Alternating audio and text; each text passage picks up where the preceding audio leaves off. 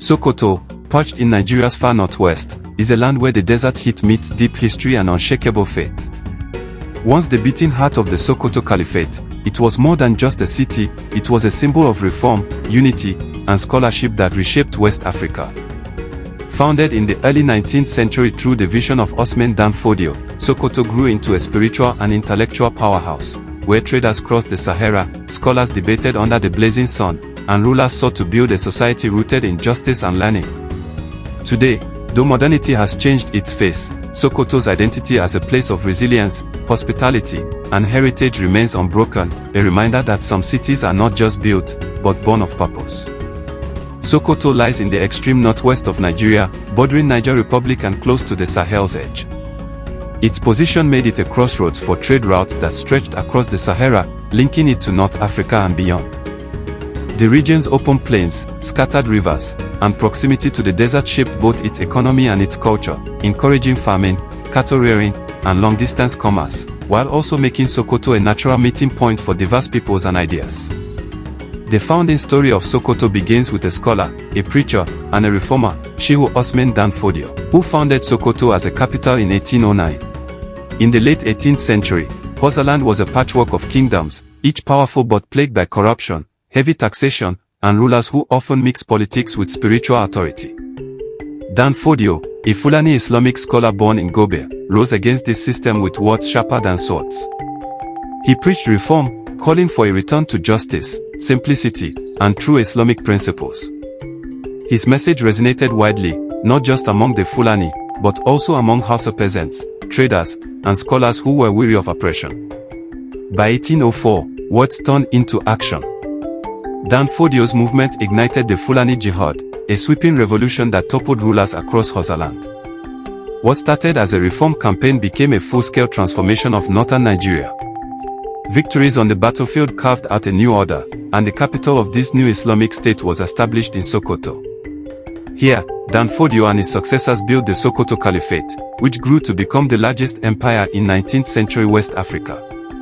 Sokoto was not just a military stronghold, it became a center of governance, scholarship, and spirituality.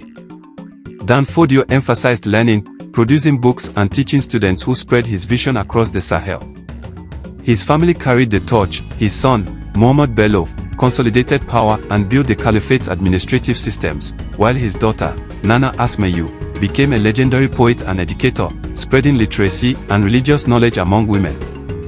Thus, the founding of Sokoto was more than the birth of a city, it was the birth of an idea.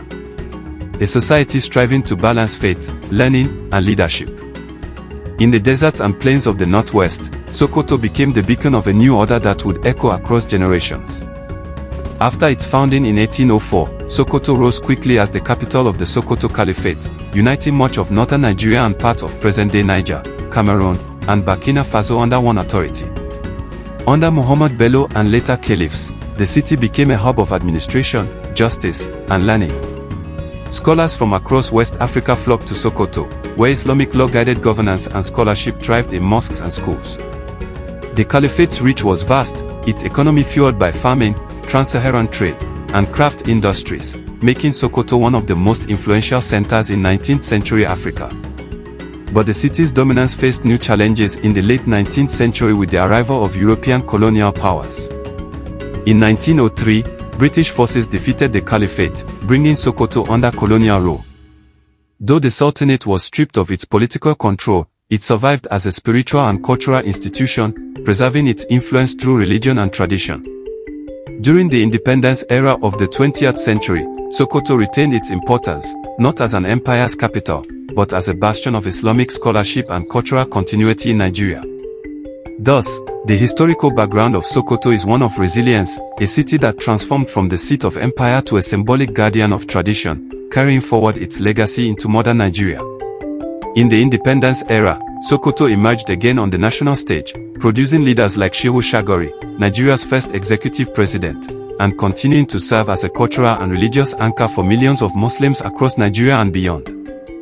At the heart of Sokoto's legacy are its rulers, especially the Sultans of Sokoto, who embody both spiritual and political authority. Beginning with Usman dan Fodio, whose vision founded the caliphate, leadership passed to his son Muhammad Bello, who consolidated the empire and established its administrative order.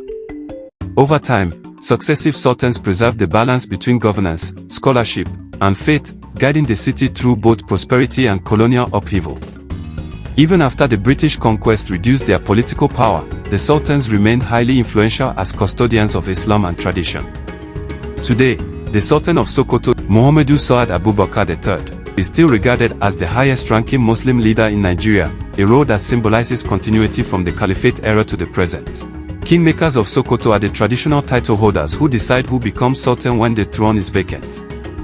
At the head is the Galadima, supported by the Waziri, the chief advisor, and the Alkolai, the chief judge. Others include the Saken Yoki, commander of war, the Magajin Gari, mayor of Sokoto, and the Dogori chiefs, the senior palace guards, all guardians of Sokoto's royal legacy. Sokoto's cultural significance is inseparable from its history as the spiritual center of the caliphate and its enduring role as a beacon of Islamic scholarship. The city is a hub of faith, tradition, and community, where mosques, schools, and festivals continue to sustain identity and unity. Beyond its religious weight, Sokoto is famed for its craftsmanship, most notably the production of Sokoto leather, celebrated for its fine quality and traded internationally for centuries. Local artisans also produce woven textiles, intricate embroidery, pottery, and metalwork, skills passed down through generations that reflect the blend of Fulani and Hausa cultural traditions. These crafts are not only sources of livelihood but also symbols of pride, linking the people to their history of trade and artistry. In Sokoto, culture and craft are woven together, preserving heritage while still adapting to the needs of a modern world. Festivals in Sokoto reflect both its religious devotion and its cultural heritage. The most celebrated are the Eid al-Fitr and Eid al-Adha festivals, which bring thousands together at the Sultan's palace for prayers followed by the Grand Durbar, where horsemen in richly decorated attire parade with drummers, dancers, and traditional guards in displays of royal pageantry. Another important celebration is the Maulud, marking the birth of the Prophet Muhammad, observed with lectures, prayers, and community gatherings. These festivals are more than ceremonies, they are living reminders of Sokoto's identity, blending spirituality, history, and communal pride. Sokoto's food culture is hearty, flavorful, and tied closely to tradition. A staple across households is tuwo shinkafa, a soft rice pudding eaten with soups like mayan koko, made from baobab leaves, or mayan taushi, a pumpkin-based soup. Another favorite is fura de nono, a refreshing blend of millet balls and fermented milk, reflecting the Fulani heritage of the region. Alkoki, a honey-soaked pastry enjoyed at festivals and gatherings. Another favorite is dambon moma, a savory dish of steamed ground grains mixed with vegetables and spices. And on the streets, you'll often find kose, fried bean cakes that are crisp on the outside and soft within. Suya, spiced, grilled meat served with onions and pepper, remains a beloved delicacy. These dishes, whether prepared in homes or sold in bustling markets, tell the story of Sokoto's connection to its land, livestock, and diverse communities. Sokoto is home to respected institutions that continue its legacy of scholarship. The Usman Fodio University, named after the city's founder, stands as one of Nigeria's leading centers of higher learning, renowned for Islamic studies, law, and the humanities. It reflects Sokoto's historic role as a beacon of education and reform, carrying that legacy into the modern era. Equally important are the figures who shaped Sokoto's history and identity. Among Sokoto's notable leaders was Sultan Ahmadu Rufai, who ruled in the mid-19th century and worked to stabilize the caliphate after the early expansion, strengthening its administration and religious influence. His leadership ensured the continuity of the Sokoto Caliphate during a critical period of transition. Shehu Usman Dan Fodio, the scholar and reformer, remains the towering figure whose vision created the caliphate. His son, Muhammad Bello, consolidated the empire and established systems of governance. His daughter, Nana Asmayu, became a celebrated poet, teacher, and champion of women's education, leaving an indelible mark on African intellectual history. Together, these institutions and figures embody Sokoto's enduring legacy of faith, learning, and leadership. Sokoto's history is not just Nigerian, it is woven into the wider fabric of Black and African identity. The Sokoto Caliphate once stretched across borders, linking today's Nigeria with Niger, Cameroon, and beyond. Its scholars exchanged ideas with centers of learning in Cairo, Timbuktu, and even as far as Morocco, showing how Sokoto was part of a global network of knowledge long before colonial borders were drawn. The legacy of Usman dan Fodio's reforms echoed across the Sahel, influencing Muslim communities and strengthening the cultural bonds that tie Africa together. In the modern era, Sokoto's story speaks to the resilience of Black identity worldwide, how people preserve their faith, culture, and dignity even in the face of conquest and change. Its rulers may have lost political power under colonialism, but the city's spiritual and cultural authority endured, inspiring pride and unity across Nigeria and the Black world. Sokoto is not just a city of the past, it is a reminder of the living heritage of Africa. If you love this journey, don't forget to like and subscribe, because the soul of Africa has so much more to reveal.